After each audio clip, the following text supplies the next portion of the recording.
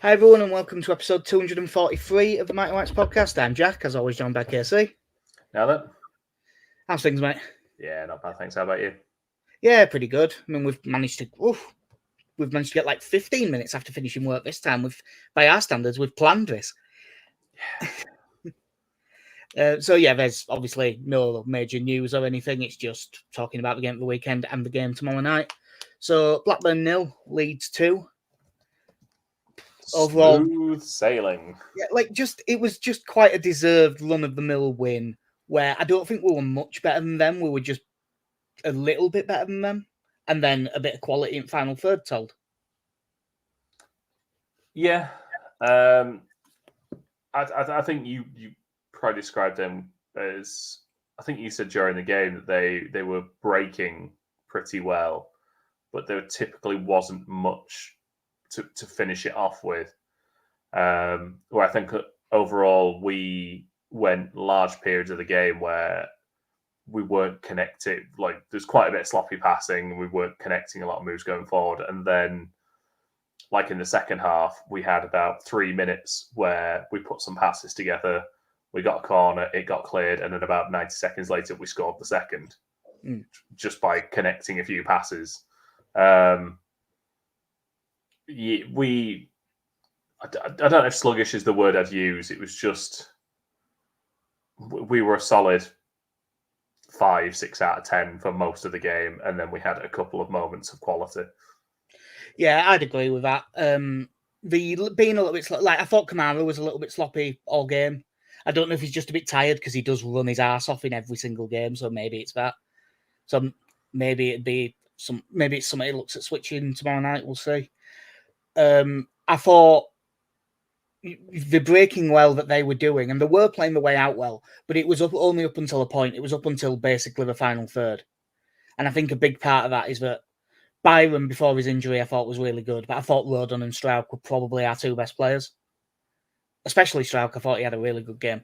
But they were both excellent, and they didn't really give him anything. Whereas even in the bits where we were sloppy, we still played his way up fine and created a couple of chances from pressing high. So we were still looked, even when we weren't at his best, we still actually did look more likely to score than Blackburn did. Yeah, and you look at a team that had as many corners and as many shots as Blackburn, but there really wasn't many big saves that Meslier had to make. I'd say he made that one in the second half from that corner where it got headed onto Rodon and nearly looped over him. And I think he made one relatively comfortable one about 5-10 minutes later. That's it. Yeah, it's probably about right, to be honest. Like, I think most of their corners were probably block shots more than anything else, but nothing that was ever seriously troubling. They've ended up with the 2 shots on target, but I can't say I was ever. I think the biggest concern I had, and it was probably early on, was why is no one marking the people going for short corners? Yeah, there was. Obviously, there's a few different ones. Like at one point, we were putting one out to mark 2, and I don't think that's great, but that was doable. But the first one, we sent 0 out to mark 2, and then we also didn't mark the guy on the edge of the box. So there was 3 sort of short corner options, and we didn't mark any of them, which is a bit of a risk to take. I'd rather we didn't do that. Yeah, I suppose as the layman, you're kind of looking at it going, is this not the job of Somerville and James, who are, in the most charitable way, going to be the least effective in the penalty area? Did you not watch our previous game? That's all I'm going to say. Dominant, towering header from Dan James. Listen, if you don't see many diving header clearances from a corner. No, but you should. We should see it more. Oh, absolutely should. Bring back Becchio. God, that one where it's knee high. What was that opening day? Was that Wolves? Yeah. It's practically crawling on the ground for it. But yeah, outside of that, I thought they did, as you said, they brought the ball out well, moved fairly quickly, but once they got into the final third, we were very organised. I think ultimately you're probably giving the back four a lot of praise for their performance in there. I thought Archie Gray did really well again. I'll tell you what, I thought Ampadu covered really well as well. Quite a lot of those low crosses that got cleared out, quite a few of them were Ampadu getting into a good position to cover. Yeah. I think the most annoyed I got was that the free header that turned out to be a mile offside anyway. Yeah. I think why no one marking? Oh, he's 2 yards offside. That's why no one marked. You know what, lads? Grand. You're fine. Yeah. So we'll talk about there was the sort of big chance from the pressing was they were passing the ball around their own box and really a bit of their own box, like 3 yards out. Nearly got out, but bad touch. Somerville gets in, wins it. And Ruter is in the position, and you just have to put your laces through it or square it to Dan James. But because Ruter is better than that, he chips the keeper. And puts it wide, but still. We won. Look at the flair. Yeah. And speaking of flair, in the 27th minute, Leeds take the lead. Jorginho Ruter breaking forward and doing an excellent piece of skill to beat the defender. Tricked everyone, tricked the commentators, tricked us in the pub, tricked Jorginho Ruter, everyone. And he loses the ball, really. But because he's quick and he's so strong on the ball, he just goes, oh, well, brushes the defender off, runs onto it, breaks away, and then, no inverted commas this time, picks out a brilliant pass to Dan James. Touches it out of his feet. Really good low finish across the keeper, bottom left corner. Dan James and composure, the relationship we all knew we needed. Fantastic finish. 3 straight games, some with a goal. It's somewhat daft, like he scored in 6 of his last 8, I think, now. Yeah, he's celebrating goals like he's been there before now, which is quite nice to see. It's an excellent finish. Yeah, really well taken, because I think we both had the thought that the touch may have been a touch slow with it, but as he strikes it, gets it under the defender's leg as he's sliding in and right inside the far post. Yeah, he's been brilliant lately, is Dan James. Like we've said it a few times this week, but coming into the season, I didn't have any worlds where I was looking at him going, well, he's an absolute cert to start every game, but here we are and he deserves it. I was just looking at the notes. The only thing it says is Blackburn's only real threat was at set pieces, but we've talked about that already. So we'll talk a bit about the second half, because the first half carried on basically the same, and the second half was a fairly similar story, to be honest. We kept it going for about, like, we were a little bit sloppy. We weren't creating much, but we probably looked slightly better than them. And then the more newsworthy bit out of the games, 70th minute, Sam Byram goes off with a hamstring injury, which, is always a worry, but with him, it's extra worry. And have you seen anything from the press conference today yet, Casey? I haven't, no. So that's the difference between our jobs. I can listen to it in the background while I'm working. You can't. Byram is basically out for the rest of this year. I was very worried you were going to say season. No, he said like 3 weeks, and he sort of said, so maybe the league game's in January. But the way he phrased it, I don't think he means the one on the 1st of January. I think he means after the FA Cup. Yeah, and certainly the FA Cup is not a game you need to be playing Sam Byram in at all. Absolutely no reason to play him. So you're thinking probably the week after that, which at that point you're sort of mid-January. There is also still no Firpo. Oh no. Yeah, Farker sort of said that he's a little bit closer, but that'll be a week or 2. Which normally you'd think, all right, well, that's definitely just Spence left back, right back, and I still think it will be.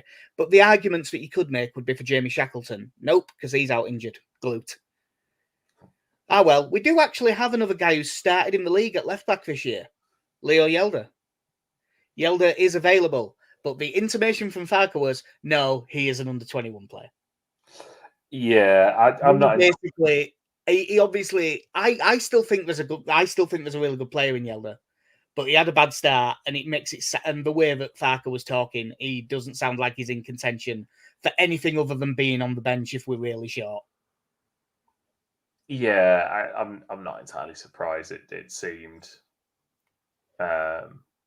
it seemed like Fark was pretty much done with him after, was it Ipswich? Yeah, he just didn't have a. I mean, there were some of the games where he got a bit more stick than he deserved, but there were also a couple of games where he was awful. And, you know, Yeah, I hope he can turn it around because I do actually think there's a good player in there. He's another one where you're probably looking now going, right, if he's not going to be part of the plans, he needs to get out in January again, which he seemed to do all right last year at Rotherham by all accounts. So, and I know we're playing to, we're aiming higher than Rotherham are, but yeah, he probably needs that. There's a couple of them that sort of come under that mold at the moment. I do feel like Joe Gelhardt is only on the bench because Bamford wasn't. Yeah. But I think he'll keep. He was asked about this, and he said basically anyone who is a first team player isn't going out. I thought you were going to say is injured. No, he's like anyone who's a first team player isn't going out on loan. But by the way he was talking, I don't think he considers Yelder a first team player, so he might. Yeah, I don't think Gelhardt will. I don't think Mateo Joseph will. Like I think he considers them to be involved. Yeah, but as I say, second half took a very similar thing. It was Spence that came on for Byram, and Spence went straight to left back, which was interesting because I thought he might. I know you don't really want to be moving people about, but I thought he might put Spence on the right and move Gray to the left because he sort of likes the passing range off that inverted fullback, and that would sort of suit Gray a little bit. But he probably just didn't want to mess about at that stage. Before we get on to the second goal, which won't take too long to go through, what did you think to Spencer's performance for 20 minutes? Yeah, I'd have to say I was pretty happy overall. He was getting up fairly quickly, and obviously we had that final 5 minutes where you just saw the front two of Spence and Gruev. It's the dream partnership. He got a little bit of a bollocking for that at the end of the game, and I think that's what it was about, because he did push forward so much, but he just didn't, and then just didn't sprint all the way back. But in fairness, I do think he sprinted back to left mid, and that was really all he needed to do because Jayden Anthony is very disciplined and was in a perfect left back position. So yeah, he was. I think one, he's an attack minded player anyway, and having barely played this season, saw us probably in the ascendancy by that point and thought, well, I'm going to kick on a little bit here. Yeah. Because he did kind of catch him in the penalty area a couple of times. But like you said, Anthony sort of saw sense, thinking, I know we're winning, but it's only 2-0. Let's have some coverage here. Yeah. But yeah, I thought he was pretty good on the ball for the most part. He wasn't. There was one time where he slightly overplayed and got in a bit of trouble, but I'd still think that he's, if he plays every week and gets going, he should be one of the better fullbacks in this league, and he's probably going to start in the next one. But it was his other fullback that created the second goal. Gray breaking forward into midfield. I really wanted him to play it straight to Somerville, and now I've heard the LUTV commentary back, and you hear Tony you hear like the anguish because he hasn't played that ball, but instead he just plays a 1-2 with Rutter and then plays a more difficult outside of the foot first time ball to Somerville, clean through. He's done a very clever thing as Somerville because he stopped his run when he saw it won't come in, got back on side and went again. Gets through, outside at foot, dinks it over the keeper, gets a little touch on the way through, but it doesn't matter. Really good finish. Somerville's, 8th, 9th of the season? Yeah. On top of all the assists. Another really good goal for him. He's been outstanding. And basically, once that second goal went in, that was the game. I think Blackburn knew it as well, because it's not like they really piled forward trying to get back into it. The game sort of carried on in the same pattern, and they knew, I think, that it was done. Yeah, that I think it pretty much finished it off because, as we'd said, they for the time they were in possession, they weren't really troubling us for it. It's quite. I'm just looking at the numbers here, and it's just quite nice when you're looking that you've got 3 of your attackers at this point of the season, just in the league. Piru 8, Somerville 9, Dan James 7 for the season so far. Yeah, and the other one of the front four was like the most creative one. Yeah, Rute has 4 and a boatload of assists. Yeah, so like you couldn't really ask for more than that, which is why, like, there was a few people going, Nonto must be getting annoyed with coming off the bench and stuff, and he probably is, but I don't think that he'd be annoyed if he was coming off the bench and the front four were playing shit. You can take it when they're playing well, even if although I don't think he will, but it wouldn't absolutely shock me if Nonto started tomorrow night. With it being such a busy period for games, if it wouldn't shock me if one of them is a bit tired and Nonto gets a start. Yeah. So I mean, you're looking at the moment in terms of our top 3 for assists. You've got Rute 8 assists, 4 goals. Somerville 6 assists, 9 goals. James 4 assists, 7 goals. It's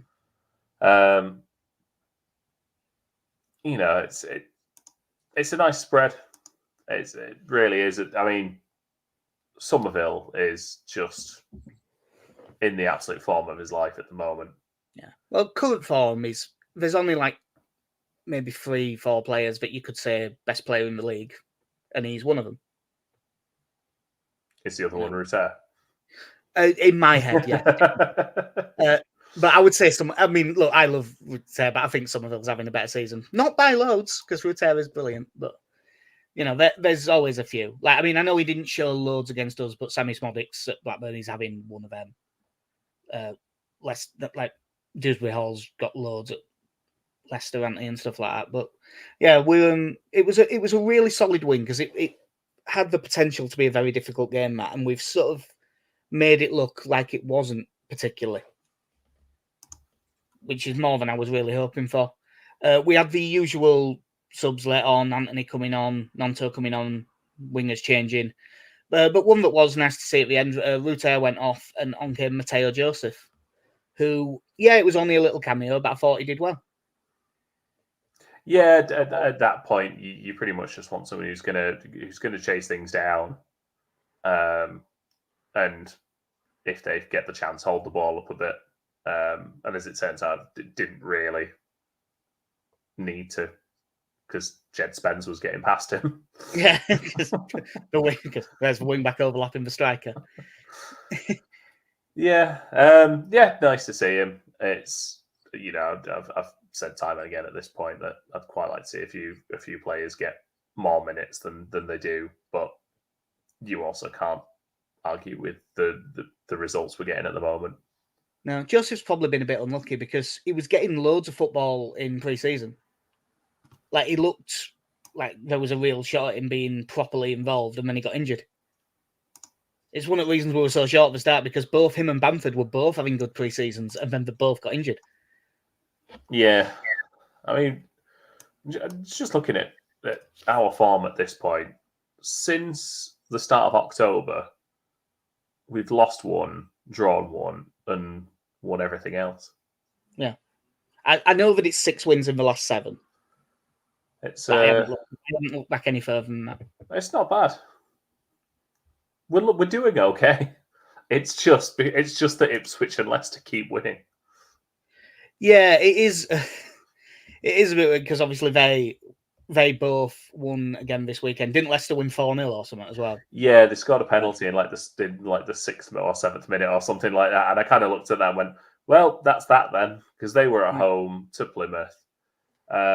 I was hoping Middlesbrough would put up more of a fight against Ipswich, but it wasn't to be. No, but 41 points from 20. I've said the whole time, if we get 2 points a game, you'll be having Leicester on 2.5 points a game, and Leicester, as are Ipswich, basically. They're both basically on 2.5 points a game. And if they do have the rest of the season, well done, you deserve your promotion. I'm not going to get mad about that. What all you were hoping is that, when it comes to it, we can do something about it. Because like we have, I mean, like that's a big, like on the 23rd we've got Ipswich at home, and that will be a huge game. Yeah, I think the one that surprised me, looking at the table at the end of the week, at the end of the weekend, was that Southampton are only 3 points behind. Yeah, and they conceded like a 96-minute equaliser as well, so they would have only been 1 point behind us. Yeah, so on 2 points a game. Yeah, they. It's almost like the gap between Premier League and Championship is getting better, and now it's getting a bit bigger, and the relegated clubs look a lot stronger. And Ipswich, because they're just being ridiculous. It's Leif Davis. It really it's is. all Leif Davis. What we should do, actually, because we should just buy Leif Davis, one, because we want a left back, and two, because it'll disrupt them. Just start taking players off of the teams. Yeah, like when you download one of them 10-tier databases on Football Manager, and you're in like the 8th tier, and there's players on non-contracts, and you're like, he's got 26 goals for the second best team in the league and the best team in the league. I'm just going to sign him and not play him. Just get him out of the way. £0. I'll give you 500 quid a game. I'm not playing you. Carry on. But yeah, I can't pretend that I haven't been looking at Leicester and Ipswich's results, but I'm not yet at the stage of watching their games. That's when you'll know it gets serious, when we start actually watching their games and going, right, we need to, if it's not at the same time as Leeds, we're watching. So tomorrow night, 8:00, the proper game on TV. So not on the red button, because the red button coverage sucks. We have Sunderland, managerless Sunderland. Yeah, they did win this weekend, I think, though. Yes, they did. They won. They beat West Brom. 2-1 against West Brom, if I remember rightly. And I'll tell you what, it was 0-0 in the 69th minute. Nice. So. Yeah, it was 2-1.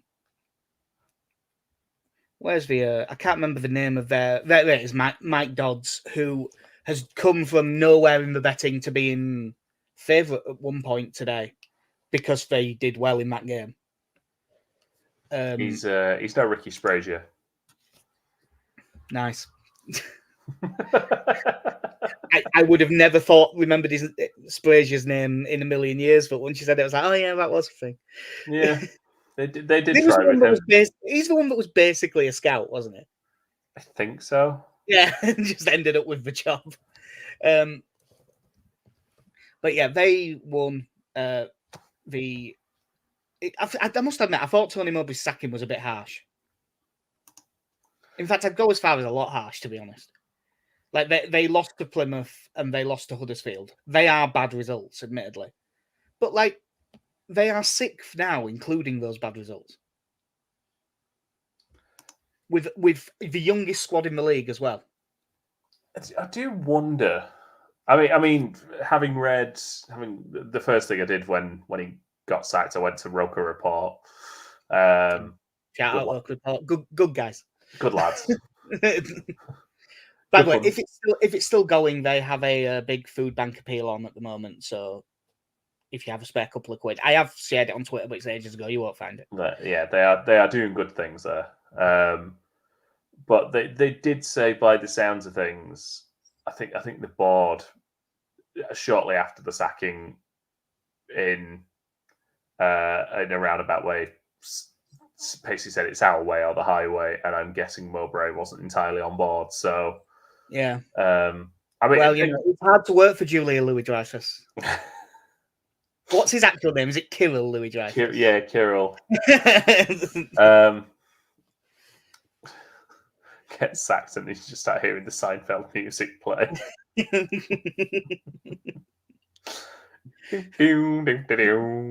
What's the deal with Huddersfield?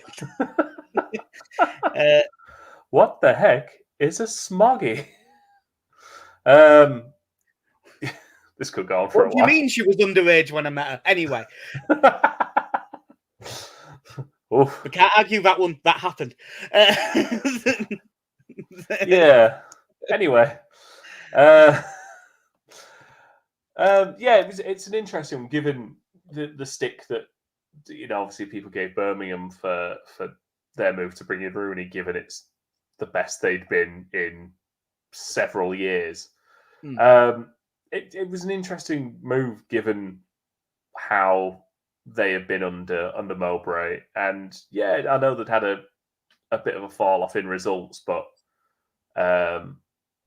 it wasn't over a particularly long period of time. If this had been going on maybe into January, you'd have thought, all right, maybe, but you'd have called it a wobble rather than a slide, wouldn't you? Yeah. But what was it? The difference, I suppose, between them and Birmingham, and I know Birmingham had new people involved, so you shouldn't really compare it to when they brought in Zola and got rid of whoever it was then. I can't remember. It was Eustace this time. I can't remember who it was last time. But since these guys took over, they have been run pretty well. Yeah. So I think that a lot of the Sunderland fans have sort of got, because from what I could piece together, it seemed like Sunderland fans thought it was harsh, but because they've been run well for the last couple of years, they're sort of willing to go, okay, fair enough. Because what are they going to do? Get really, really mad at these owners that have got them up out of League One with a good young squad playing really good football. Yeah. And it looks like they've brought in some more good players. I mean, the standout is probably Joe Bellingham, who's like, 17 or 18. And it only costs about, I know that with add-ons it'll be a lot more, but £3 million. And he looks to, while he doesn't quite look to be his brother, he looks to be a really good footballer. Playing up front. Jack Clark on the wing, having an excellent season, being linked with loads of Premier League moves. Patrick Roberts playing on the other wing, really good player, went to Man City for like 12 million when he was young and he's making his way back up. Is it Dan Neil in midfield? He appears to be good. And Dan Ballard at centre-back, who it's weird seeing him do well in real life because I just know him as a guy that you end up with in FM if you're in the Championship. Luke O'Nien is basically turned into Mr. Sunderland at this point. They all love him. And the one I'm most pleased to see now actually starting, got a Wales cap now and everything, Niall Huggins. Yes, he's been very unlucky with the injuries, hasn't he? Yeah, well, I mean, no one's going to, but you could go back and listen to it. I was really surprised when we released him. I really liked it. I actually contributed to a piece, funnily enough, on Roker Report, talking about him and me saying, I'm surprised at this. At the very least, he's going to be a good Championship player. Yeah. Sorry, I'm just looking at Sunderland. They have 4 strikers. All right, one of them has only made 1 appearance. None of them have scored in the league.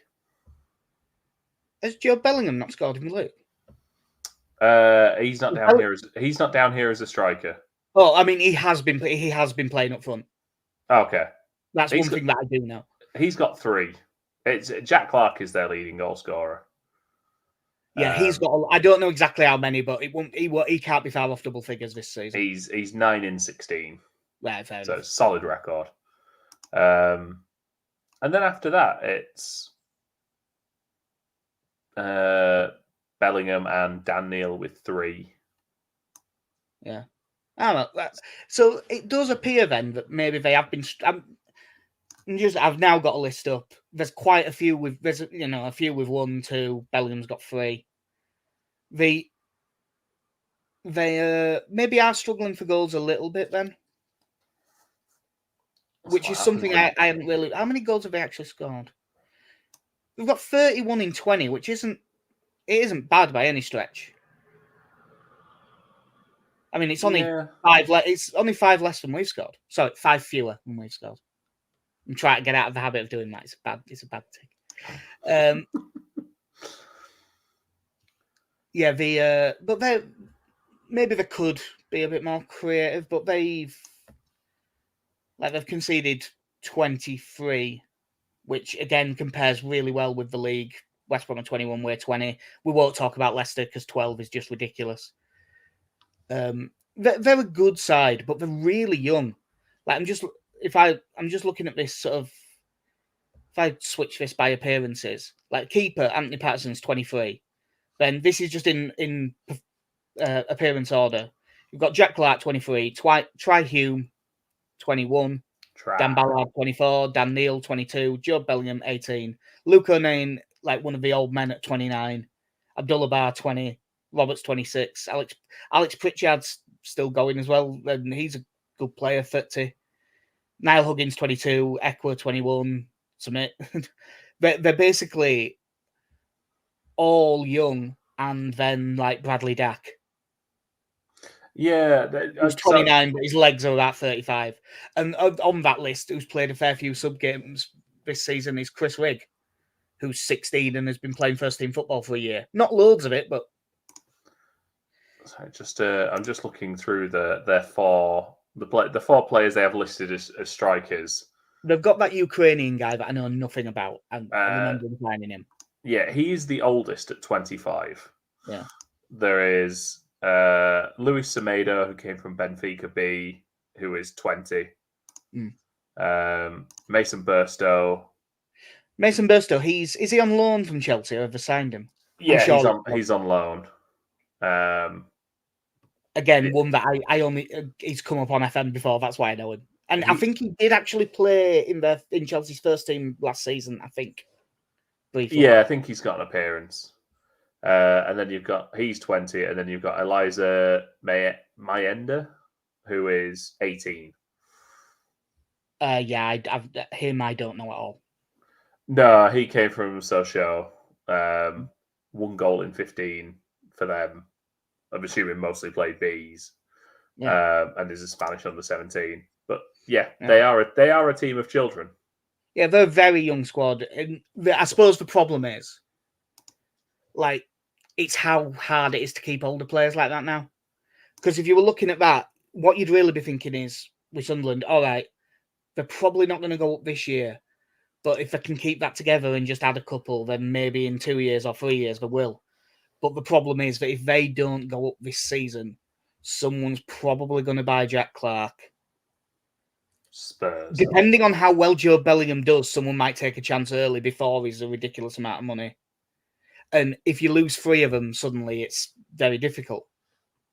Yeah, I guess the hope is that you try to do the Leicester model in the Championship, that you get some young players and you expect to lose 1 or 2 of them, but you make a decent amount of money on them. Yeah. So that you can sort of restock. I mean, for them, I think it'd be interesting purely because you've got most of those players, even the older ones. There's quite a few there that they're still only 18 months of Championship football in them. Most of them. There's quite a lot that were there with them in League One. And then obviously you got Luke O'Neill, who you wouldn't know who's a Southerner at this point, I imagine. No, he is basically Mr. Sunderland at this point. They've got it listed as sort of a 4-1-4-1, but as the wingers are Clark and Roberts, I'm going to guess that's more 4-3-3. It'll be interesting to see if Alex Pritchard makes his way into the side for this game, because he set up both the goals off the bench against West Brom. And that will... Other than that, I would think maybe him coming in for one of Neil or that Bar or that out. Yeah, because Pierre Echo will probably stay at DM. So yeah, but it'll probably be a fairly solid one. And maybe if they bring Pritchard in, maybe they'd switch to a 4-2-3-1. But it's hard to tell because obviously Mike Dodds has only had 1 game and they've won it. So you'd think and they're at home again, so you'd think they'll stay quite aggressive. If they're going to be that aggressive with their midfield, one, obviously it puts a lot of pressure on our midfield too. But you'd think we can stand up to that. More importantly, it might give Joe Pirot a lot of space to drop into. So if they just play one holding mid, I'd quite fancy Pirot to get some decent chances in this game. Yeah, I think we need to. I think Ampadu keeps doing what he's doing. You kind of need Kamara to get back to how he was before the Blackburn game. Before the injury news got announced, I thought that there was a chance that it might be like Spence playing at right back and Gray comes in, Gray moves into midfield instead of Kamara. But with all the injuries, I can't really see it not being Gray right back and Spence left back. Yeah, because I think if you've got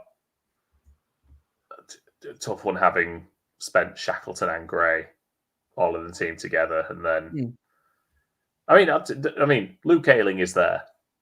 Yeah, I just can't. I mean, he did mention Ayling in the press conference because he was asked like, would you, despite all these injuries, are you? Because they basically said, are you going to buy a left back in January? And in not so many, and in a lot more words, he said, yeah. But he was saying like your options for now and stuff. It was sort of the same answer where he basically said he held as a 21. He was sort of saying, no, I would have no doubts at all about putting Luke Ayling in the side. So there is a chance that he did like Ayling right back, but it'd still be Spence left back, you'd think. So I think to be honest, I was thinking for the bench still. Yeah, or you would think he'll make the bench with this lack of options. Yeah. I just hope. I think the tough thing is you look at the week we had when we lost to Stoke, where we had the midweek game and we made a few changes, and we never fully got going in that game, did we? No. And I do wonder if that will sort of play on his mind a bit in regards to his team selection. Yeah, I don't think that there'll be anything other than the enforced one at left back. I could see Nonto maybe getting a start over one of the wingers if one of them's tired, and some of the lads apparently been carrying a knock as well. Yeah, but I still don't think he'll change anything other than Spence coming in for Byron. Yeah, for the Stoke game, he had Gruev coming in the middle, and it was Anthony and Nonto on the wings. Yeah, and we just never quite got up to speed in that one. So I do wonder if that is kind of there in his mind of like these are, this is, and especially with this being a team higher up the table as well, that you need to keep this team going. And the good thing is I think we're after this week.